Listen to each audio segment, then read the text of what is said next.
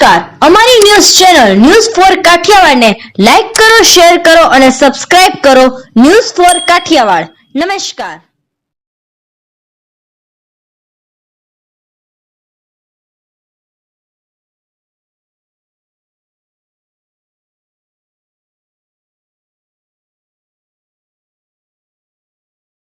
જૂનાગઢ કૃષિ યુનિવર્સિટી ખાતે આજે સાંસદ રાજેશભાઈ ચુડાસમા અને જિલ્લા પંચાયત પ્રમુખ હરેશભાઈ ટુમ્મરના અધ્યક્ષસ્થાને ગરીબ કલ્યાણ મેળો ખુલ્લો મૂકવામાં આવ્યો હતો.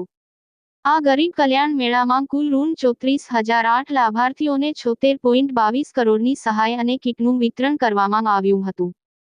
વડાપ્રધાન નરેન્દ્રભાઈ મોદીની પ્રેરણાથી સુશાસનના સંકલ્પ સાથે જનકલ્યાણના સેવા યજ્ઞ માટે સમર્પિત સતત કાર્યશીલ ગુજરાત સરકાર દ્વારા ગરીબી નિવારણ કાર્યક્રમ અંતર્ગત જૂનાગઢ જિલ્લાનો ગરીબ કલ્યાણ મેળો આજરોજ કૃષિ યુનિવર્સિટીના સરદાર પટેલ સભાખંડ જૂનાગઢ ખાતે સાંસદ શ્રી રાજેશભાઈ ચુડાસમા અને જિલ્લા પંચાયત પ્રમુખ હરેશભાઈ ટુમ્મરના અધ્યક્ષસ્થાને તેમજ ધારાસભ્ય સંજયભાઈ કોડિયા, કલેક્ટર અનિલકુમાર રાણાવસિયા, ડીડીઓ સાંગવાન સહિત મહાનુભાવોની ઉપસ્થિતિમાં ખુલ્લો મૂકવામાં આવ્યો હતો અને સરકારની વિવિધ યોજનાઓ અંતર્ગત જૂનાગઢ જિલ્લામાં ગરીબ કલ્યાણ મેળામાં કુલ રૂ. 34,008 લાભાર્થીઓને કુલ 76.22 કરોડની સહાય અને કીટનું વિતરણ કરવામાં આવ્યું હતું.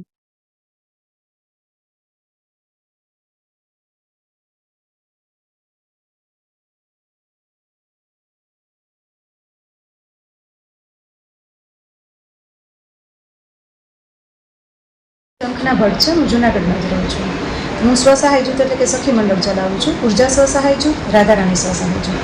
હવે એવું છે કે આજે અમે અલગ અલગ પ્રકારની પ્રોડક્ટ બનાવીએ છીએ. પર્યાવરણલક્ષી વધારે પડતી વસ્તુઓ બનાવીએ છીએ, જેમ કે ખાદીના બેગ બનાવીએ, જૂટ બેગ બનાવીએ છીએ, ગૌશાળાના ગૌ આધારિત વસ્તુઓ બનાવીને વેચાણ કરીએ છીએ. અત્યાર સુધી ઘરેથી આ બધું કરતા હતા અને બહુ નાના પાયે વેચાણ થતું હતું. રોકાણની પણ થોડીક સમસ્યા રહેતી હતી. પછી ધીમે ધીમે ખબર પડી કે સખી મંડળ એસએચજી ગ્રુપ નામે એક સરસ સુવિધા છે આપણે ગવર્મેન્ટની, તો તેમાંથી આપણે લાભ લઈને બહેનોને ઘણું બધું કરી શકીએ એમ છે. અમે આજે 1.5 વર્ષથી અમે સખી મંડળ બનાવીને અમારું કામ કરીએ છીએ, જેમાં રિવોલ્વિંગ ફંડ મળેલું છે, જેના કારણે અમે અમારા ધંધા માટે રોકાણ કર્યું છે. અને અલગ અલગ પ્રકારના જે મેળા થાય, સરસ મેળો છે, પછી આપણે હસ્તકલાને લગતા મેળા થાય છે, એની અંદર અમને ફ્રીમાં સ્ટોલ મળે છે અને વેચાણ માટેની બહુ મોટી જગ્યા મળે છે, જેથી કરીને થાય છે એવું કે હવે અમારું વેચાણ વધતું જાય છે. તો આ અમને એક બહુ સરસ ગવર્મેન્ટ તરફથી લાભ મળ્યો છે. અને આ રીતે અમે આજે એમ કહીએ ને કે અમે રિવોલ્વિંગ ફંડ અને વેચાણ માટે અમે લાભાર્થી થયા છીએ. આપના નામ છે? મારું નામ ભાવના ધીરજ ભલાણી છે. મારી પોતાની વ્યક્તિગત ગૌશાળા છે. એક ગાયથી શરૂ કરી અને 65 ગૌવંશ હતા અમારી પાસે અત્યારે છે. એમાં શરૂઆતમાં તો એવું હતું કે ભાઈ ગૌપાલન કરી અને લોકો સામે પ્રસ્થાપિત કરીએ કે ગાય છે એ ખૂબ જરૂરી છે અને ગાય આધારિત ચીજો વાપરવી પણ ખૂબ જરૂરી છે. પણ ધીરે ધીરે ધ્યાનમાં આવ્યું કે બધી વસ્તુઓ બનાવવા પછી પણ સામે માર્કેટિંગ કેવી રીતે કરવું, ઘરેથી બધા લોકોની અંદર અવેરનેસ આવે એના માટે અમે લોકો પ્રયત્ન તો ખૂબ કર્યો. ત્યારબાદ ધ્યાનમાં આવ્યું કે ભાઈ સ્વસહાય જૂથની રચના કરો. તો સ્વસહાય જૂથ બનાવ્યા પછી જે મેળાઓ થતા હોય છે, સરસ મેળા જે છે, અલગ અલગ પ્રકારના સિઝનલ મેળા છે, એની અંદર સિઝનલ મેળાની અંદર જુદી જુદી પ્રકારના દિવાળી હોય તો કોડિયા છે, ગૌમય ગણપતિ છે, એવી રીતે અલગ અલગ પ્રોડક્ટ અમે જે છે સમાજની સામે મૂકી છે અને એનો ખૂબ સારો પ્રતિસાદ છે એ લોકોની પાસેથી અમને મળેલો છે. તો આ જે મેળાઓ આપવામાં આવે છે અને બહેનોને જે ખૂબ સહાય આપવામાં આવે છે એના કારણે બહેનો પણ ખૂબ અવેરનેસ પણ આવી છે, એનામાંથી ઘરમાંથી બહાર નીકળવાની પણ હિંમત આવી છે અને લોકોની સામે સારી સારી પ્રોડક્ટ છે એ બહેનો મૂકતા હોય છે. બેન, તમને કયો લાભ મળ્યો? કેવી રીતે પૈસા મળ્યા? શું છે? કઈ રીતે લાભ મળ્યો? મારું આમ તો હજી શરૂઆત છે સ્વસહાય જૂથની, એટલે હવેથી બધું એની અંદર લોનની ને બધી વાત છે. પણ અત્યારે તો સૌથી મોટો પ્લસ પોઈન્ટ એ છે કે અમને જે સ્ટોલ આપવામાં આવે છે અલગ અલગ જગ્યાએથી, એના કારણે ખૂબ મોટું માર્કેટિંગ થાય છે. રાજ્યની અંદર ગરીબ કલ્યાણ મેળો 14નું આજે સમગ્ર રાજ્યમાં 33 જગ્યાએ ગરીબ કલ્યાણ મેળાની આજે શરૂઆત કરવામાં આવી છે. ખાસ કરીને આદરણીય નરેન્દ્રભાઈએ શરૂ કરેલું કે દરિદ્ર નારાયણની સેવા કરવા માટેનું એક માધ્યમ.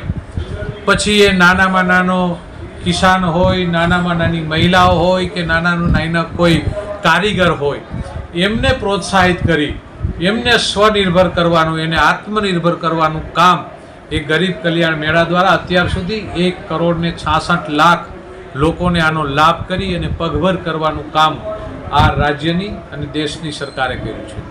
આજના આ ગરીબ કલ્યાણ મેળાની અંદર 34,008 લાભાર્થીઓને અલગ અલગ લાભ આપી અને આત્મનિર્ભર કરી અને એક દરિદ્ર નારાયણની સેવા કરવાનું માધ્યમ આ ભારતીય જનતા પાર્ટીની ગુજરાતની સરકાર આદરણીય ભૂપેન્દ્રભાઈ પટેલના નેતૃત્વ નીચે કરી રહી છે.